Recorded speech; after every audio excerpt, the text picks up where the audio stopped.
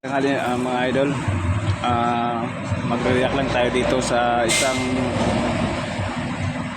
viral ngayon na teacher na nagla-live habang pinapagalitan yung mga estudyante niya. At parang hindi maganda sa nakapanood nito na ganito yung ugali niya bilang isang teacher. Panoorin natin mga idol kung gaano niya pinapagalitan yung mga estudyante. Let's go. Nandito para magtau-tauhan at gawin yung robot at gawin yung katatawanan sa harapan. Pangalawa, hindi ako nag-board exam para lang hindi irespeto ng mga katulad nyo. Wala ka namang nararating sa buhay. Ang kakapal ng mga mukha nyo.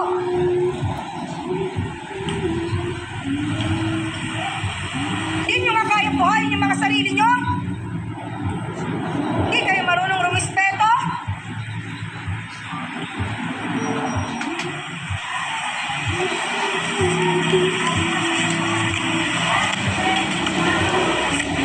Mag-board exam din kayo para malaman nyo kung hanggang saan kayo.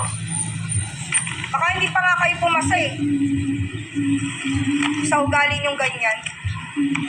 Hindi na nga kayo matalino sama pa ng ugali. Wala kayong mararating. Ako na nagsasabi sa inyo. Wala kayong lugar sa mundo.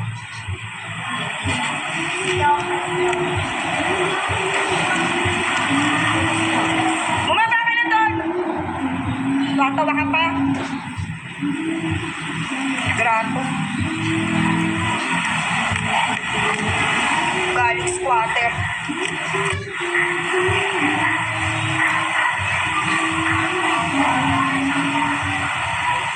Nang mararating sa buhay.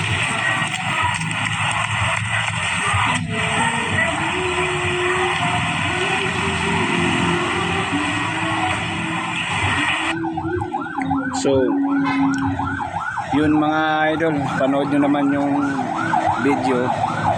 So, ang makakuha ko lang, ang marireact ko lang, unang-una, dapat hindi niya ganaganya yung mga estudyante. Dapat hindi siya magsalita ng hindi maganda na sabihin walang marating. Tapos sabihin pa niya walang galing squatter. Medyo pangit pakinggan yung mga kabiyero, no? Bilang isang magulang. So hindi maganda sa mga magulang pag makita tong video na to na sasabihin na gano'n na walang marating sa buhay, ugaling squatter. Kahit ako magagalit din ako bilang isang magulang dahil sa ginaganyan niya yung mga estudyante. Kaya nga nag-aaral, di ba? Para matuto. Mga kayo nga pangalawa sa magulang pero sa pinakita mo na ugali na yan, medyo hindi maganda.